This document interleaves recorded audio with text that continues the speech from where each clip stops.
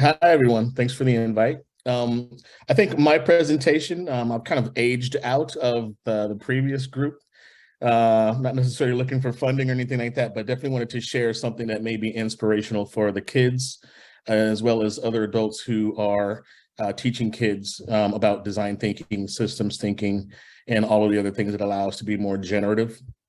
My name is Calvin Mays. I'm a designer, and I'm also a design thinking coach at Stanford's D.school. And Colleen and I have connected through through basically chemistry, I think. Both yeah, both meeting of the minds and organically. What I wanted to share with you is a program called Terra Formula, and I'll go ahead and share a screen for that. And what Terra Formula is a program that allows us to kind of explore outer space as well as sustainability here on the planet.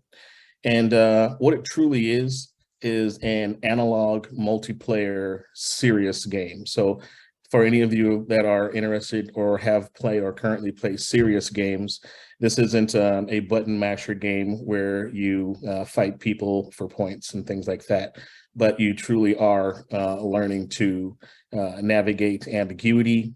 You're also learning to think about things in systems. You're also learning about design thinking throughout the program. And it's project-based learning, and there's a lot of the socio-emotional learning that goes along with it as well. So that's basically the premise of what Terra Formula is. As I said before, it's analog. Colleen had shared with me a really good use of what this program could be. And Colleen, if you wanted to chime in, please do, and I can go ahead and flip through a few screens as well to kind of show folks what this actually looks like. Sure. If we have any educators out there, especially educators of high school students, you know that capturing the imagination, attention, and I guess just eagerness of high school seniors in their second semester can be a little bit challenging. That comes from my own experience, having taught high school seniors for 7 years at one point. So at that point, they're ready to go on to college, and they have a lot of different visions other than their current and staying present in their high school environment. So what Calvin has designed is something that I think personally would engage second semester high school seniors into rediscovering a love of learning before they go to college. And that's really what we want, is instead of hanging up the pen and pencil and shutting down the laptop, we want them to open up their brains and really embrace learning and creativity one more time in their high school environment before they go to college. So we're hoping to create a cohort of learners at this specific stage in life that can do this and have something kind of in their back pocket to bring with them as they depart for college. Excellent, thank you. So the way this game is basically played, you can grab a small group of folks. I would say a small group would be maybe 10 to 15, or you can expand it to 100 if you'd like, because it is highly scalable. And the time that it would take to, minimum amount of time it would take to go through this scenario or one of these scenarios, I would say 5 hours, kind of like the old school Monopoly games when they first came out. Took almost all day to play it.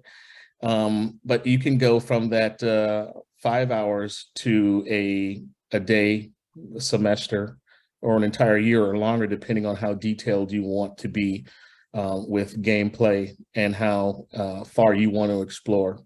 And the ways that we can explore is by looking at how the universe basically can come into play in regards to exploration, as well as how far we want to explore into sustainability on the planet. Basically, what players are asked to do is to consider what might happen if we have a catastrophic event or we have gone too far in regards to global warming.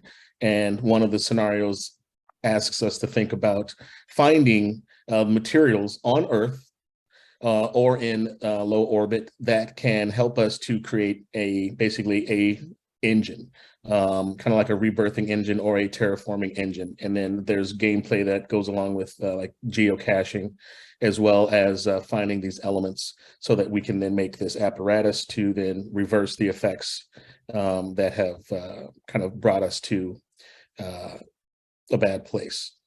And these are just some of the visuals that inspire what that might look like. And let's see. A major part of this game also deals with critical agencies that we need to develop as a group so that we can organize, so that we can then start the task or begin the task of repairing Earth or starting over somewhere else. As you know, we're about 8 billion on this planet. In this particular game, we cut that in half and 4 billion stay on the planet. And then 4 billion go off into space, where that 4 billion is then split into half again. So 2 billion would then go and explore a nearby planet, likely Mars or something else that might pop up soon. Or they go into deep space and explore there to see what might happen, kind of like Deep Space Nine or Star Trek or any one of the other sci-fi attractions that that share that experience. So just to give you a quick run through of the critical agencies, we got surveyors. These are the folks that are more geared towards the sciences, communications, material sourcing. So they're going to be the folks that are going to help us build things. And of course, systems will definitely come into play in that space. The next group is going to be the healthcare folks, which will be even more scientists, but now we're looking at people who take care of others on a day-to-day basis. The next group are going to be the farming faction or the farming agency. They are also comprised of engineers, but they're more geared towards agriculture. We would be looking at the nutritionists, people who help us cultivate food and grow food and utilize the resources so we can sustain us. And this seems to be a crowd favorite, governance. What will be the form of power that that we all agree to abide by, whether on planet or off planet? And governance, for those who are interested in law school, etc., this will be right up your alley, because you get to understand, you know, how judgments take place. You would look at current law, and you'd look at ancient laws to see how you might reconsider new laws going forward, hopefully in an inclusive way.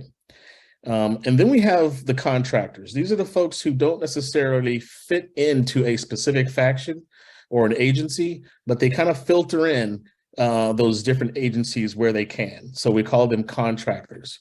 And having played this particular game at the University of Texas with some rising freshmen over the period of 5 hours, the contractors seem to be on the fringe. They're looking for opportunities to just kind of fit in. And that's an interesting kind of gameplay scenario. So that's generally what the program is, but there's also these deliverables that each agency has to fulfill before they move forward with their actual plan. So, you know, things like how the new Earth will differ from old Earth, and how will we communicate with 4 billion people who left for Mars and deep space, and items like that. And some other inspirations would include, you know, action plans, developing an artifact that represents your agency, all of the things that one would have to do in real life to basically start a new path. So that's generally the gameplay. This can also be something that can be developed into a digital game, whether it be virtual or a metaverse type of play. And I wanted to kind of invite questions. And Colleen, please let me know how you feel about adding more to this, or I'd love to hear what folks have to say about what we've shared so far and what it could be in the future. Yeah, I think, Sid, you must have a million questions. Do you have questions for? Go ahead and chime in. How are you even gonna get the fuel to go to like any place? That's a fantastic question. You would get a chance to answer that question depending on the different agency that you chose to represent. Depends. That is true. So do you have any idea on what fuel could the ship use to go that far into space? Because it'll need an ongoing supply of fuel. Maybe if it has solar panel, because it'll probably cross a lot of stars on the path. I'm talking about the deep space crew.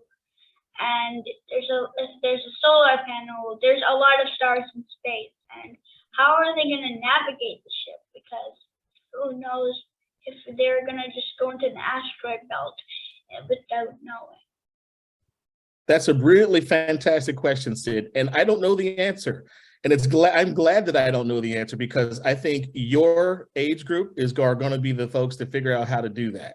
Because right now, we use rocket fuel to break the Earth's gravity. But once we're in space, do we really need fuel at that point? And what can we use to propel ourselves by using all of the elements that currently exist in outer space? And how would we drift towards stars? How would we communicate better? So this game is definitely geared towards making us think and considering what the future might look like, even though we might not have the answers today. Thank you. You got it. Anybody Anyone else? I'm still learning how to unmute myself. Yes. So I think this is fantastic. Tell me again, you said it's for seniors in high school? Is that who your pilot? Is it a pilot with seniors, and how many students are using it currently? Right. So the first pilot was with some students that were already accepted to UT. And I was lucky enough to be able to tag along with a professor who was entertaining them in one of their programs. And for 5 hours, we ran this program. That was the first time. We got lots of great feedback saying, there's not enough time. I need my laptop. Do we have access to NASA? All these things. And so we've taken all those notes. And then I took it kind of off the shelf, so to speak, and I reshared it with my son's elementary school. We lived in Austin a short time ago for about 5 years. And then now we're in Southern California. So we ran it at with elementary age students. And you can only go so far because, yes, they have the imagination, but they can't quite articulate their needs and wants, and especially with this high level type of programming. So we just focused on nature and a little bit of outer space based on what they are working on. And I've just spoken with, I gave a presentation to 10 other heads of school of 10 independent schools here in San Diego, and they're all interested in running some version of this program in an analog fashion. And they've all asked, can we also, or are you considering a digital format? Colleen, you're on mute. Yeah, we've got to wrap it up, but that was awesome.